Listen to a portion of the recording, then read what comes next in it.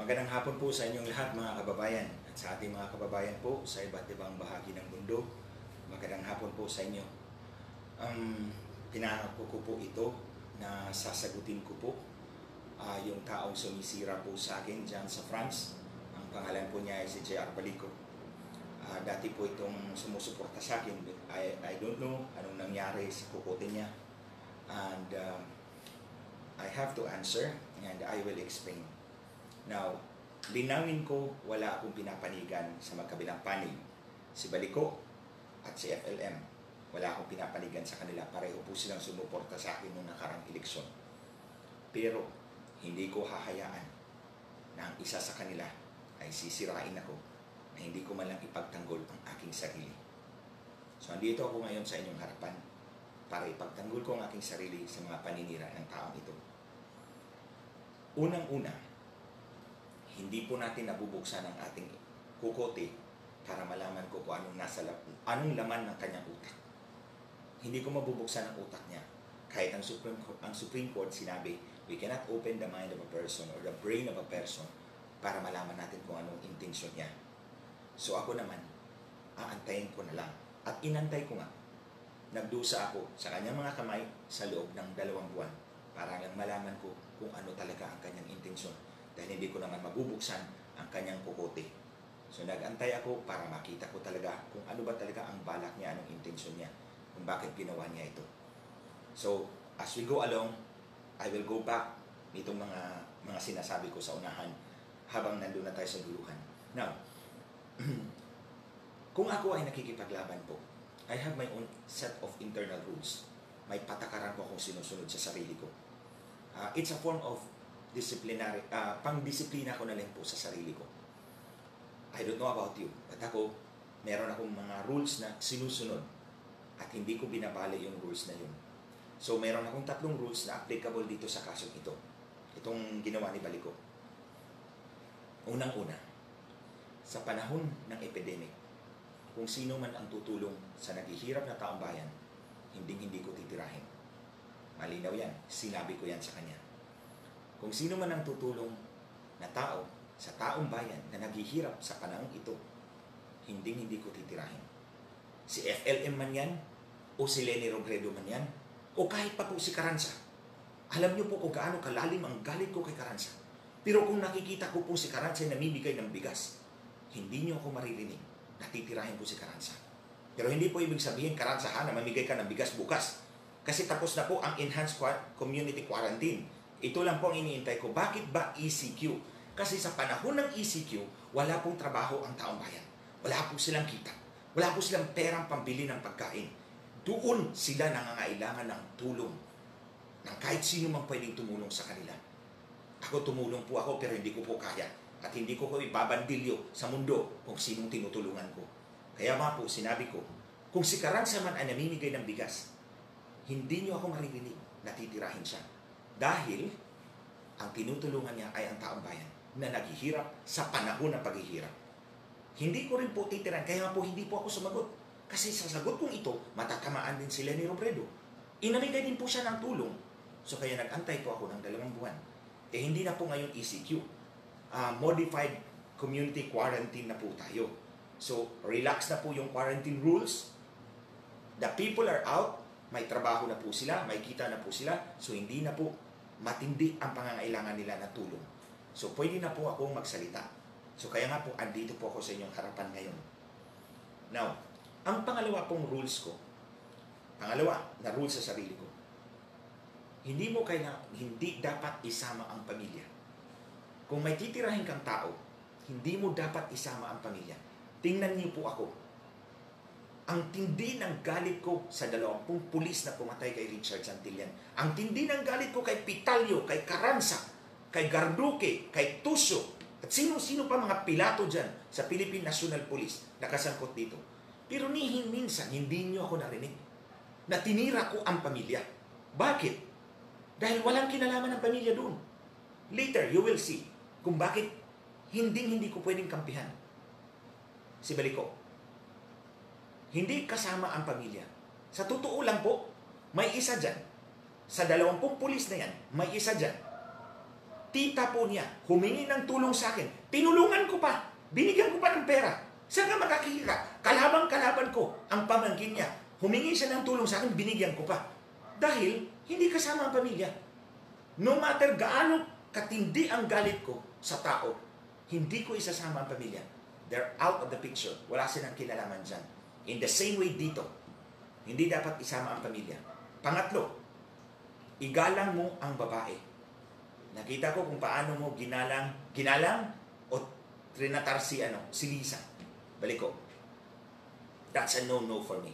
As if hindi ka rin lumabas sa nanay mo. Ang babae ay dapat igagalang at hindi bubisitin at pagmumurahan sa harap ng maraming tao. Those are the 3 rules. Ito yung 3 batas ng sarili ko, pang-disiplina ko sa sarili ko that I apply. At dito is applicable. Marami pa po akong rules, pero hindi yun applicable. Dito lang po. Applicable yun. That's my means of disciplining myself. Kaya po, 2 buwan bago ko po sinagot ang mga paratang ng taong ito sa akin. 2 buwan. Nagtiis po ako. Unang-una, ilalatag ko naman sa inyo kung bakit 2 buwan. Natapos na tayo sa 3 rules ko na ina-apply ko dito sa kasong ito. Dito naman tayo sa 3 rason kung bakit 2 buwan nagtiis ako. Unang-una, ang kaso ni Richard Santillan. Tingnan po ninyo ito, mga kababayan. Ito po ang final ng Department of Justice. Ganito po kakapal. 1,600 pages. Ito po ang final ng kalaban namin. Ayan, ewan ko ilang pages iyan. Ito rin po ang final namin. Ayan. Ganyan kakapal ang kaso ni Richard Santillan. Ito pa lang po. So paano po yan babasahin ng husgado? Sino magbabasa sa ganitong kakapal ng filing sa korte? Sinong prosecutor ang magbabasa niyan? So kaya nga po binuhos ko po ang lahat ng panahon ko para po itong ganito kadami na i-reduce ko po ganito na lang. Yan na lang. So tingnan po ninyo gaano kakapal yan. At tingnan nyo to ang summary. Kunti na lang. Short pa to, long ito. Short ito. Diyan po binuhos ang aking panahon. Siguro 5,000-6,000 pahina ito. Ito, 645. Pero hindi po madali yan. Lahat ng ebidensya hahanapin ko. Isa-isa. Dahil nga, ang husgado hindi magbabasa ng ganito kakapal. Ang prosecutor hindi rin magbabasa ng ganito kakapal. Sino ba? Kahit ito, mga kababayan, summary na po ito. Mahirapan ka pang magbasa sa 645 pages. Kaya nga po, ang ginawa ko, yung 645 pages, ginawa ko pang 3 pages na lang. Ito yon, drawing. Basahin mo lang kung anong ibig sabihin nito. May 2 pages ito sa likod. 3 pahina lang. Alam mo na yung buong kaso ni Richard Santillan. Doon ko binuhos ang aking panahon. Hindi ako makisawsaw sa mga gulong wala akong alam. First and foremost. Hindi ako makisawsaw sa mga gulong wala akong alam. At hindi ko alam kung anong motibo niya. Kaya nga po, nag-antay po ako. So, that's the first one. Itong pangalawa, ito yung sinasabi ko mga disiplina ko sa sarili ko. Ito yung mga internal rules ko sa sarili ko. Sinusunod ko to para disiplina yung sarili ko. Pero hindi ko po pwedeng ipwersa po sa inyo. Kung maniwala kayo, okay lang po. Kung hindi naman, wala pa akong magawa. Pero, Mr. Baliko, hindi mo pwede akong balikuin para sundin ang gusto mo. Huwag mo akong balikuin at takot-takutin na sumunod sa gusto mo. Dahil hindi mo alam kung anong legal consequences ng ginawa mo. Makinig ka hanggang matapos to. Pangatlo, mga kababayan, yung kaso ni Leni Robredo at ni Bongbong Marcos, ni BBM. Protesta ni BBM at ni Leni Robredo. Sinabi ko na po, ang mga taong tumutulong sa naghihirap na taong bayan sa panahong ito, hindi ko titirahin. Ang problema nga po, karamihan po sa mga sumusuporta kay BBM, hindi naman karamihan, ewan ko lang, maiingay lang siguro ito, tinitira ako. Hindi niyo ba po natandaan? Sino po bang humarap sa Senado para ibulgar ang pandaraya ng kampo ni Lenny Robredo noong 2016? Sino po bang nagbuwis ng buhay? Sino po bang nagbayad ng buhay? Si Richard Santillan. Sino si Richard Santillan? Kinakapatid ko. Siya kaya siya. Siya ang tinira ng Smartmatic at Comelec. Para tagutin ako. Nagbayad kami ng napakamahal na preso sa pagdepensa namin sa boto ninyo, sa boto nating lahat, at sa totoong nanalo ng halalang iyon. Tapos titirahin ninyo ako. Buti na lang sana kung sa billboard na pinalabas ni FLM, ako lang mag-isa. Dalawa kami. Bakit hindi nyo tinitira si Manang Aimee? Ako lang. Again, mga kababayan, balik tayo sa intensyon. Bakit ako lang ang tinitira, hindi si Manang Aimee? Kaming dalawa ang nasa billboard. Balik tayo sa intensyon. Dahil, pwersahin ako na sumunod sa gusto nila. O gusto nito ni Baliko. So, kaya nga po sinasabi ko, hindi ako pwedeng sumagot at the time dahil matatamaan si Lenny Robredo. Ito nga po ang sinabi ko. Nagpasa ako sa Supreme Court ng 250-page comment. Nilatag ko lahat ng ebidensya ng dayaan. Hindi sumagot si Comelec, hindi sumagot si Smartmatic, hindi sumagot si Lenny Robredo. Pabor yun kay BBM. Pero wala akong expectation ng kahit anumang suklit. Ginagawa ko to dahil ako mismo biniktima ng sindikatong ito. Si BBM din biniktima ng sindikatong ito. Tayong lahat biniktima ng sindikatong ito. Tapos itong baliko na to, babalikuin lang ang pinaglalaban ko para sa bayan. Dahil lang hindi ako sumunod sa gusto niya, na tirahin ko si FLM. Anong pakialam ko sa away ninyo? Later, mga kababayan, malalaman nyo kung bakit nag-away sila. Aabot tayo dyan. Dito na tayo sa main story kung bakit nangyari ito. Nung galing ako ng Europa, siya ang host ko sa France. Akala ko totoong tao. Pagdating ko rito, 1 linggo lang siguro yun eh. Nagsimula na si FLM dyan namigay. Ewan ko kung totoong namigay. Sabi nila namigay. Okay. Assuming namigay kasi nakita ko naman nagbigay ng 30,000 na sun eyeglasses doon sa Isabela. Totoo, nakita ko. Patunay ako dyan. Aabot tayo dyan. Tinanong ako ni Baliko tungkol kay FLM. Ang sagot ko sa kanya, hindi ko titirahin ang taong namimigay ng tulong sa mga taong naghihirap ngayon. I stand by my decision. Hindi ko titirahin ang taong tutulong sa sino mang naghihirap na Pilipino ngayon. Wala akong utang na loob kahit kanino. Ang tinitingnan ko lang ang kapakanan ng bawat Pilipino. Hindi ko kayang tumulong sa lahat ng Pilipino. Kaya kung sino man ang tutulong dyan, susuportahan ko. So, kaya po hindi niyo ako narinig na nag-post tungkol kay Lenny Robredo. Kasi kahit si Presidente, sinabi ni Presidente, di ba kung natandaan ninyo, tinanggal niya si Manny Luna. Kaibigan ko po yun. Tinanggal niya kasi si Manny Luna, pinaimbestiga si Lenny dahil nakikagkompetensya daw sa gobyerno. Mali po doon si Manny. Kaibigan ko po si Manny, pero mali po siya. Ang tao, nangangailangan ng tulong. At tama po si Pangulong Duterte. Kailangan suportahan natin ang isa't isa sa panahon ng pangangailangan. Matinding pangangailangan ng ating bansa. So, tinapat ko po si Baliko. Hindi ko titirahin ang taong tutulong sa taong bayan. Sabi ko, kung gusto mo, in another time. In another time. Oh. 2 araw lumipas. Ito na, lumabas na yung meme. May meme lumabas. Ako at si FLM. Tapos, tinanong ko yung staff ko, saan galing? Tik-tik. Tik-tik page. Galing sa tik-tik. Oo. Siya din ang nagsabi. Parang private message siya na pinadala niya sa amin. Galing sa tik-tik ito. Baka nakalimutan mo. Ikaw ang nagsabi na sa'yo ang tik-tik. Mamaya, sabihin ko. Nakalimutan mo talaga ito, Baliko. Ikaw ang nagsabi, ikaw may-ari ng tik-tik page.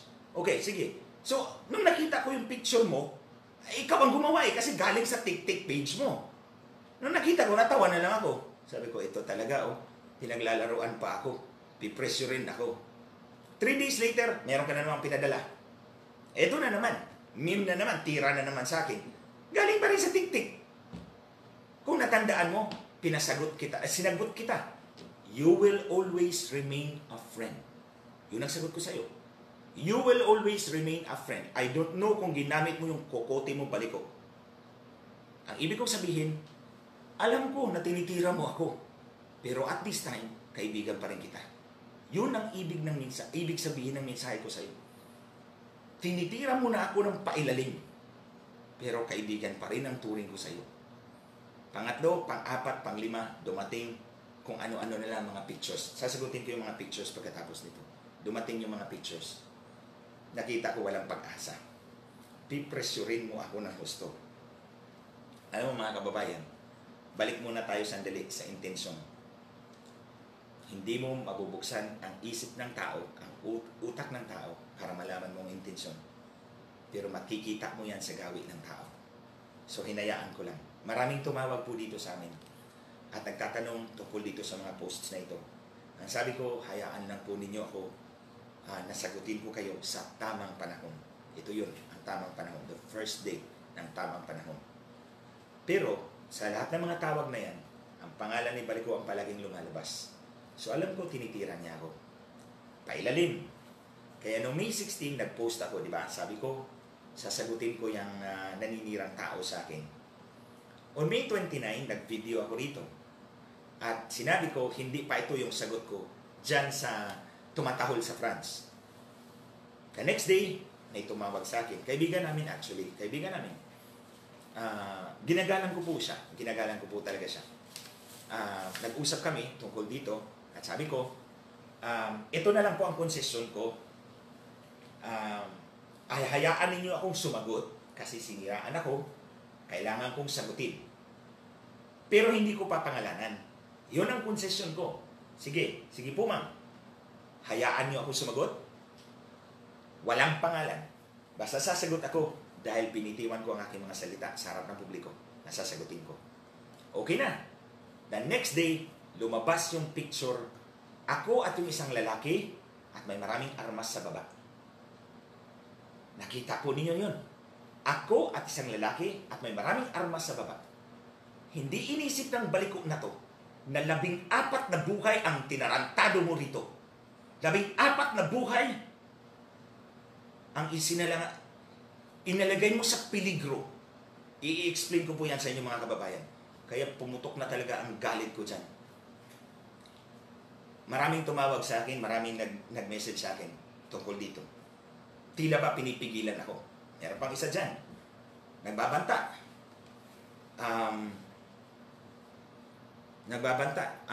Na meron siyang alas. Ilabas mo yung alas mo. Ang ina. Ilabas mo yan. Sige, tingnan natin. Basta ito ang masasabi ko sa inyo mga kababayan. No one can stop me. No one can blackmail me. Walang makakapag-blackmail sa akin. And I will never bow down to pressure. Hindi nyo ako mapipilit sa gusto ninyo. Panininigan ko yan. At ilabas mo yung alas mo. Kasi ilalabas ko rin yung alas ko. At sigurado ako, tanggal ka dyan sa France. Labas ka dyan. Tandaan nyo mga kababayan, sinubukan na to ni Brillantes sa akin dati. Kinasuhan niya ako ng election offense. Pumick up siya dyan ng testigong kriminal. Kinasuhan niya ako sa Comelec. Si Comelec pa ang investigating prosecutor. Tingnan mo, commissioner ng Comelec, chairman ng Comelec, kinasuhan ako, ang nag-imbestiga ang Comelec Law Department pa. Pinaalam sa akin ng TV5. I remember it was TV5. Pinalabas ko kagad sa social media ang picture ng kanilang testigo. Testigong ito ang affidavit ng scam ng 100,000. Ito, binili ang 3 tuta, 50,000, ang cheque tumalbog, ninakaw, nawala ang tuta. Ito, minolestia yung bata. At ito ang worst. Dati may pulis po akong gwardya. Sinuli ko na po sa PNP. Itong testigo ni Brillantes, inudyukan pa yung pulis ko na mang-hold up daw ng gasoline station doon sa Tacloban nung nag-brown out pa ng Yolanda. Imagine, anong klaseng testigo ni Brillantes yan? Nung nakita yun ng mga media, the next day, wala na pong news. Hindi na po pinick up ng media yung news. Kasi alam nila na yung tira yun ng Comelec at Smartmatic sa akin. Si Smartmatic pa ang namigay ng press release doon sa labas ng Comelec. Pero the next day, wala na pong balita. Kasi nakita ng media, ito pala ang klase ng testigo ni Brillantes, criminal pala.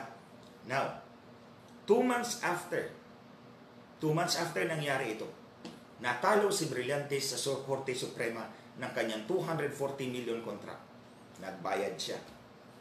Ang sumunod, pinick up naman ni Bautista. Yung may tagong yaman na 1 bilyon. Pinick up ni Bautista ang kaso. Ilang buwan lang, natanggal sa pwesto. Sino pang may atraso sa akin? Si Albayalde. O ayun, natanggal din sa pwesto. Si Carranza. Ito ang birthday wish ni Carranza. Ayaw niyang umalis sa Region 4A. Siguro maraming pera talaga dyan. Ayaw niyang umalis. Hanggang doon na lang daw siya mag-retire. E nangyari yung kay Richard. Pagkatanggal ni Albayalde, natanggal din si Carranza. Goodbye. Wala na siyang happiness. So, ang sa akin, huwag niyo akong takot-takutin, Baliko. Huwag mo akong takot-takutin. Ilabas mo kung anong ilalabas mo. Sasagutin kita. I will deal with you properly at the right time. Now ngayon mga kababayan, here we are today. Andito tayo. Ang nakikita kong intensyon, gusto ni Baliko, nakampihan ko siya laban kay FLM. Yun lang naman talaga, malinaw eh. Ito si Baliko, pinipressure ako ng gusto. Pinapalabas yung mga paninira sa akin para tumakbo ako sa kanya. Ngayong nakulong si Francis, pinalabas naman niya si Francis nagagalit sa akin para idepensa ko si Francis. Nakita ninyo, pinaglalaruan ako nitong taong ito. Akala siguro niya bobo ako at mangmang. Hindi mo ba alam, natalo ko ang pinakamabigat na politiko doon sa amin, sa Visayas? Nakontrolado niya yung buong probinsya. Sa kanya yung lahat ng mayor, sa kanya lahat ng vice mayors. Natalo ko yun. Tapos ito ang gagawin mo sa akin, paglalaruan mo ako. Anong tingin mo sa akin? Hindi naman siguro ako drug addict. So ito tayo ng mga kababayan. Si Baliko, pinipressure ako. Pinipilit ako. Pero si FLM, ni minsan, hindi humingi ng tulong. Totoo, hindi ko itatanggi sa inyo yan. Tumulong si FLM sa akin at kay Manang Aimee. Kaming dalawa. Sabi niya, itong mga malalaking billboards po yun. Ganito, buo. Region 1, Region 2, Region 3. Kayong dalawa ni Manang Aimee. Siyempre ako, sakay lang ako libre. E di siyempre, okay ako. Alangan naman, beggars are no choosers. So ayun, ginawa. Si Manang Aimee, tsaka ako. At nagpasalamat ako sa kanya. Tinulungan niya ako. Pero, kinulekta ba niya? Siningil ba niya ang tulong niya? Hanggang ngayon, nandun siya sa loob ng NBI Detention Center. Hindi siya humingi ng tulong sa akin. Ikumpara mo kay Baliko. Anong ginawa ni Baliko? Siniraan ako ng siniraan para tumakbo ako sa kanya at magmamakaawa. Sa tingin mo, magmamakaawa ako sa iyo? Hindi ako luluhod sa iyo, Baliko. Luluhod lang ako sa aking Diyos. I make that clear to you. Ni minsan, hindi mo ba naisip? Hindi kita tinawagan. Matapos yung pangatlong meme na pinakita mo sa akin, galing sa TikTok na page mo, hindi na kita tinawagan at hindi na kita kinausap to let you know na alam ko. Hindi ako tanga, Baliko. Hindi ako tanga. So ngayon, mga kababayan, nakikita ko yung intensyon sa dalawang magkabilang panig. Wala akong pinapanigan sa kanila. Pinapaalam ko lang sa inyo ang ginagawa ni Baliko dahil hindi maganda. Sobra na yung mga armas na pinakita mo. 14 na buhay ang inilagay mo sa peligro sa alanganin. I'll explain it sa inyo, mga kababayan. So, dati kasi, nung ako'y congressman, alam mo naman sa baba, mga leaders ko nag-aaway din. Nag-aaway, may faction yan. Nung ako'y congressman, pinapakinggan ko yung isang panig, pinapakinggan ko yung kabila, pero pinapalusot ko lang sa akin bilang tenga. Hindi ko inaksyonan. Hindi ko inaaksyonan yan. Inaantay ko lang na lalabas ang tunay na kolor, lalabas ang tunay na dahilan o intensyon ng magkabilang panig. Exactly kung anong ginawa ko na yun, yun ang ginagawa ko dati nung ako'y congressman. Pag nag-aaway yung mga leaders ko, pinapakinggan ko pero pinapalusot ko lang sa kabilang tenga. Hinahayaan ko that the problem will solve itself. Lalabas at lalabas yan ang tunay na kulay at ang tunay na intensyon ng tao. At ito nga, lumabas ang tunay na kulay ni Baliko. So, balik tayo sa sinabi ko kanina, inantay ko. Nagtiis ako ng 2 buwan sa mga paninira, mga atake ni Baliko. Tiniis ko yun. Para lang malaman ko ang intensyon. Now, ito ngayon mga kababayan, pinapakita nila na magkaibigan kami ni Francis, na may connection kami. Pero si Baliko, hindi po niya sinabi sa inyo na magkasama rin po sila noong 2016. nung kampanya ni BBM. Magkasama yan sila. Nag-away nga yan kasi blinak yata ni FLM si Baliko doon sa kanilang chat group. Yun ang pagkakaalam ko. Blinak siya, nag-away na sila ng gusto. Ngayon, ang pinaglalaban ko para sa buong bansa, idadamay mo ako dahil na-block ka sa Facebook. Grabe ka naman. Ewan ko kung saan galing lupalop ang isip mo. Imagine, nag-away lang sila siguro. I don't know kung ano pang rason, ha? Hindi ko alam kung ano pang rason. Basta one of the things I know, blinak yan siya sa Facebook, nagalit siya, ayun. Ayan, nagwawala. At sa pagwawala niya, dinamay ako. Dinamay pa si Yusek Densing. Dinamay pa yung, may isa pang senador. At yung isa pang malapit kay Presidente. No? Malapit na tao na yun kay Presidente, pamilya na yun ni Presidente. Itong isa, pinagkakatiwalaan ni Presidente.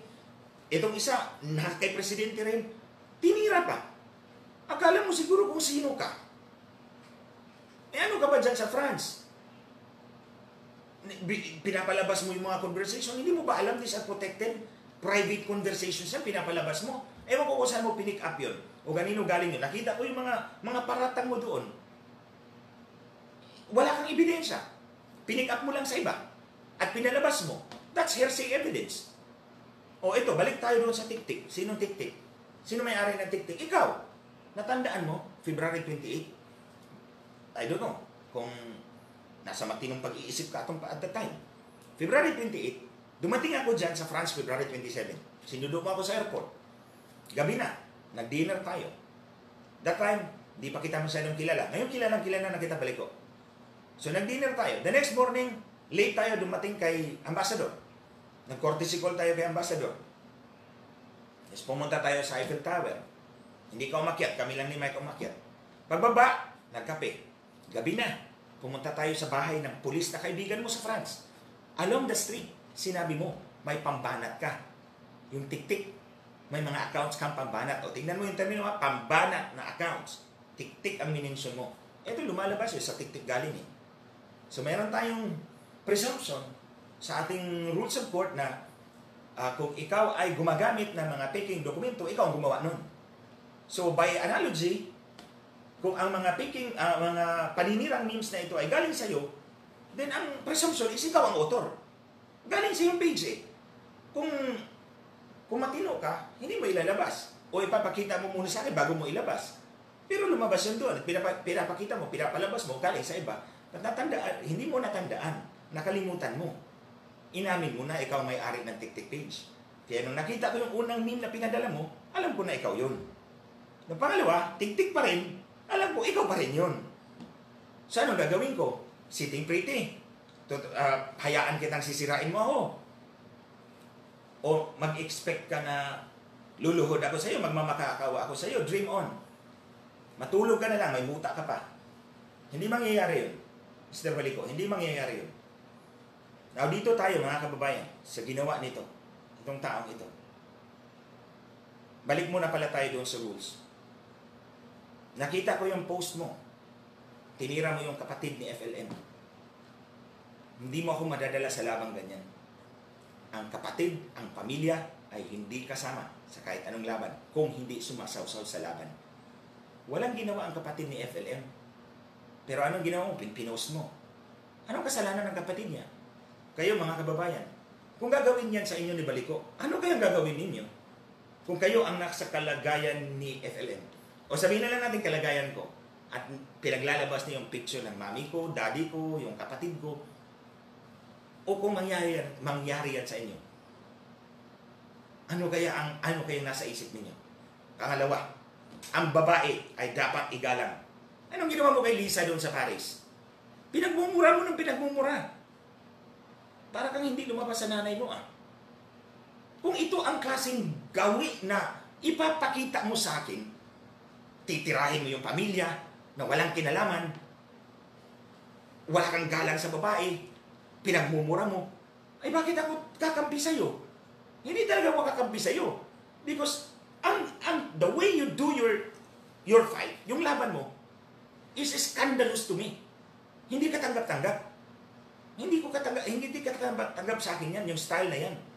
Ako lumalaban ako, pero hindi ganyan.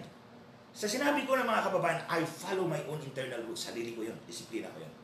I will not bend it for Mr. Baliko. Kahit baliko siya. I will not bend it for him.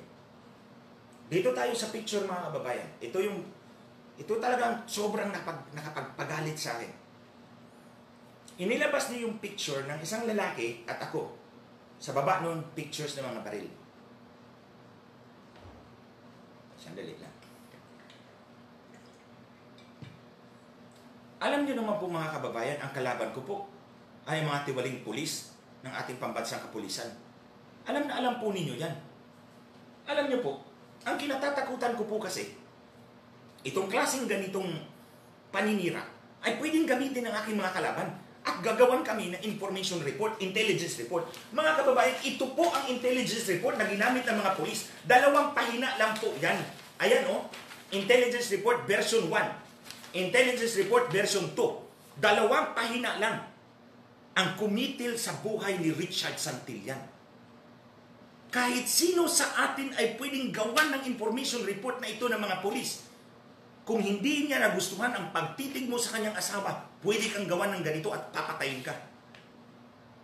Kung natalo siya sa tong its dyan, pwede kang gawan ng ganito at papatayin ka.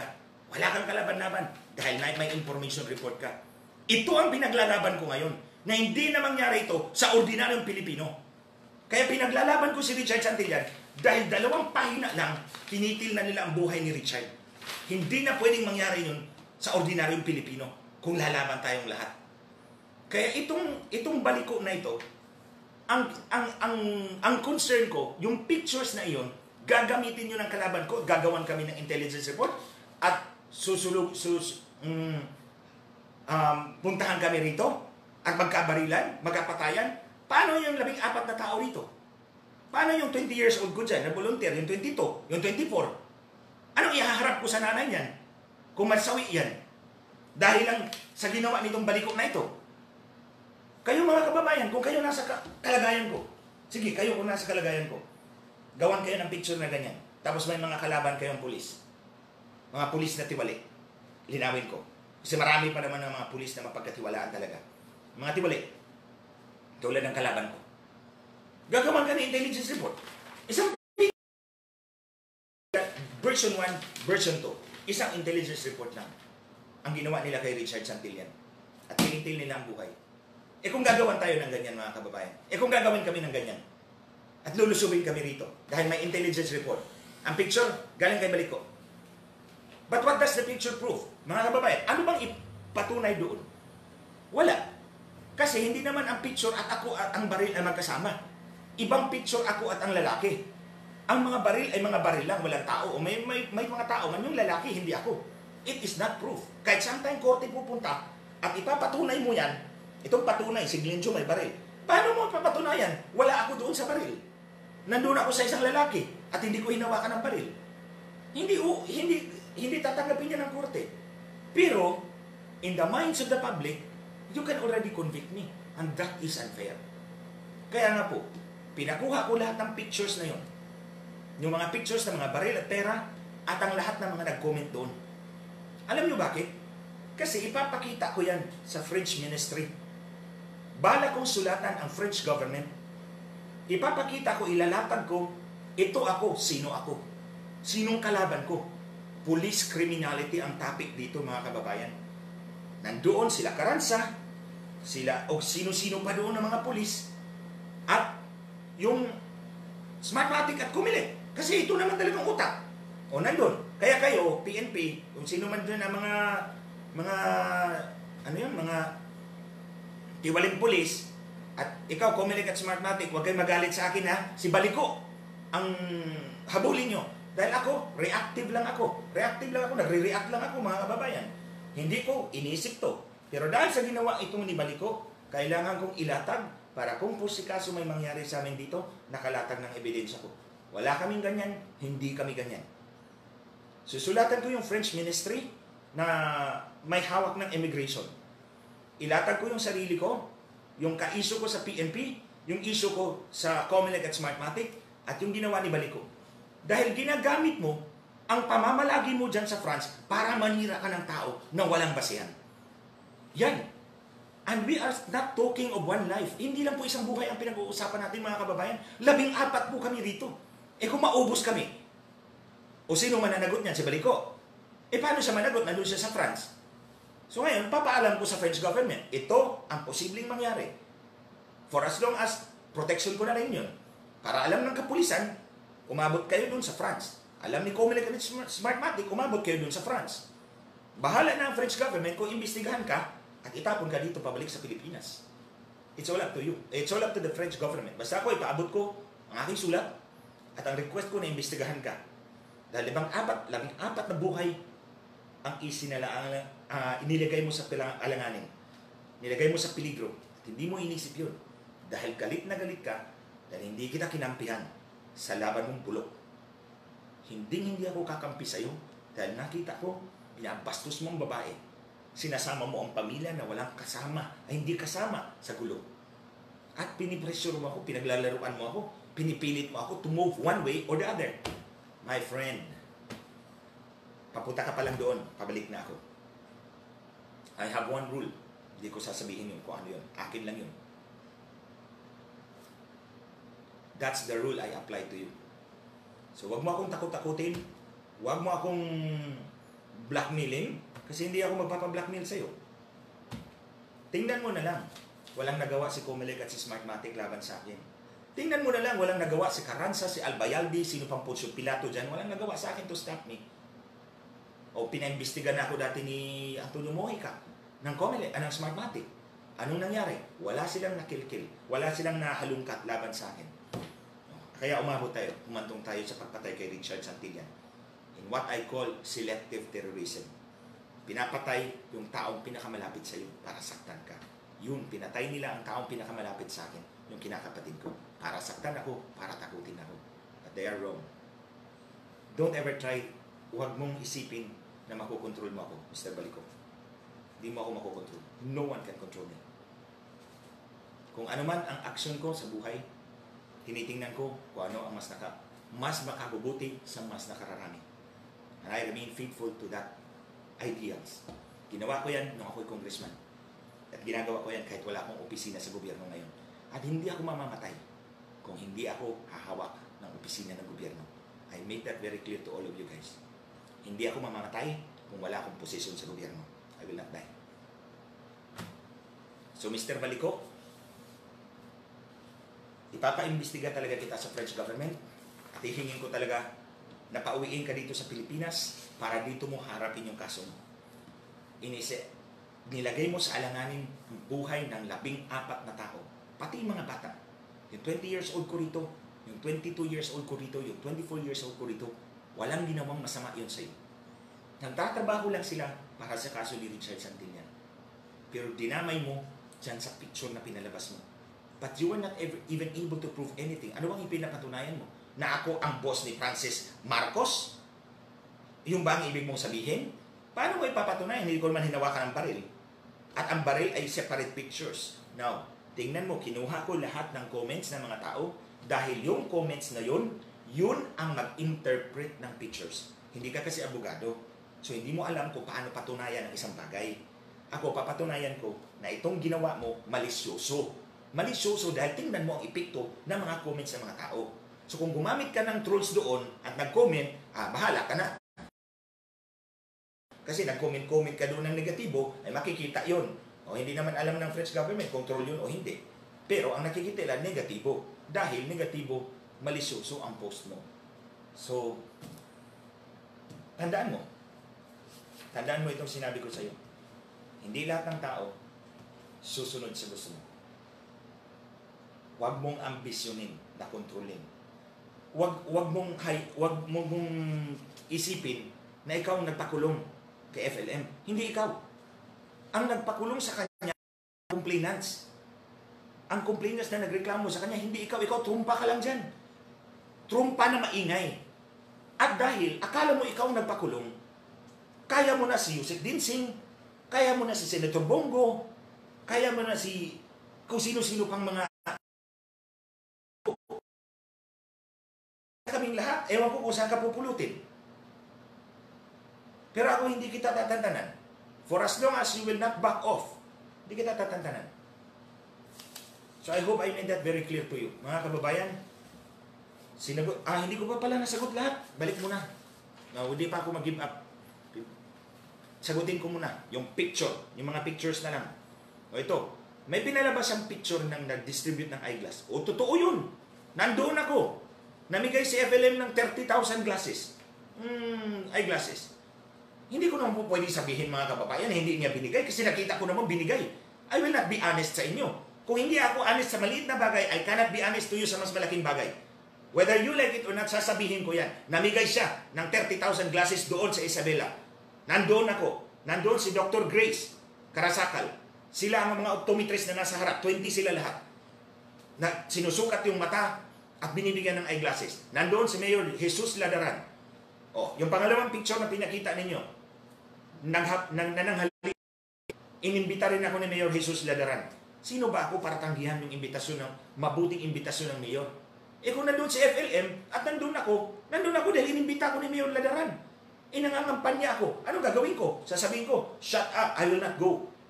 Di buti pa, hindi na lang ako tatakbo kung ganun. Di ba? Hindi mo naman siguro iinsultuhin yung Mayor kung mabuti naman yung invitation. Actually, may picture pa yan sa gabi. Kasi pagkatapos naming nag-lunch, sinabihan na naman kami, ako ni Mayor Ladaran, huwag ka munang umuwi. Mamayang gabi, magpapa-dinner ulit ako. Tatawagin ko yung konseho. O pag dinner, nandun ang konseho. Pinagsalita ulit ako ng Mayor Ladaran. O saan ang problema doon? Yung billboards. Dalawa kami sa billboards. Si Manang Amy tsaka ako, bakit ako lang ang tinitira? Dahil ang intensyon, ako ang titirahin para sumunod ako sa gusto ni Baliko. Plain and simple. Ako ang tinitira para sumunod ako sa gusto nila. But I know better. Tandaan niyo po mga kababayan, lalo na po nagmamahal sa pamilya ni BBM. Buhay ang pinayad namin sa laban na to. Hindi lamang para sa kanya, para sa sarili ko at sa bayan. Ako biktima. Si BBM biktima. Tayong lahat biktima. Nagbuwis kami ng buhay. Si Richard para sa laban na to. So sana pag-isipan ninyo yan bago ninyo ako tirahin. At kung titirahin man ninyo ako, be fair, dalawa kami sa billboard. Pangatlo, pang-apat na picture, yung nasa Galera, sa Bungan. Kaibigan ko ang promoter na yon. Actually, ang asawa niya ay kapitan sa Mandaluyong. So sinabi niya, isama kita dito sa promotional namin sa derby para at least makilala ka. So sabi ko po, opo. Wala naman siyang hiningi sa akin. Ako, wala rin akong binayaran.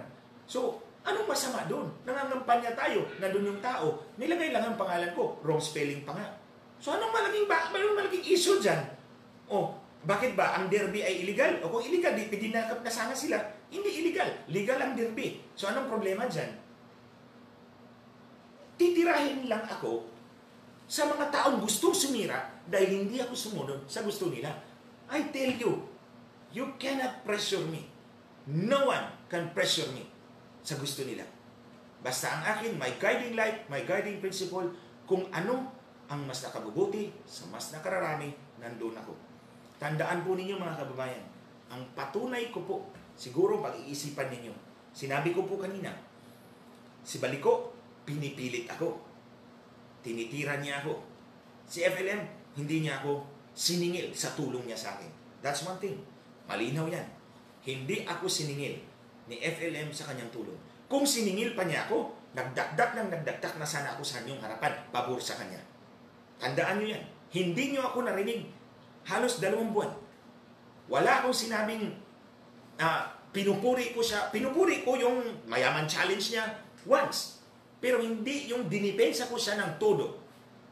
Dahil hindi niya naman hiningi ang aking tulong. Dahil hindi niya siningil ang tulong niya sa akin. Andyan, humanga ako sa kanya. Sorry to those who do not believe in him. Pero ako nakita ko yan. Tingnan mo. Nasa detention center siya. Pero hindi ako pumunta doon. Kasi hindi na naman niya ako tinawagan. Tingnan mo. Tinulungan niya ako, pero walang intensyon na kolektahin sa akin. Walang intensyon na singilin sa akin. So dyan mo makikita, between Baliko on the one hand, na binabaliko ako sa gusto niya, at si FLM na walang ginawa para singilin ang tulong niya sa akin. Pareho silang tumulong. Si Baliko tumulong sa akin. Si FLM tumulong din sa akin. Pero yung isa, binabalik ko ako sa gusto niya. Yung isa, hinahayaan ako. O, so tingnan mo ang patunay ko.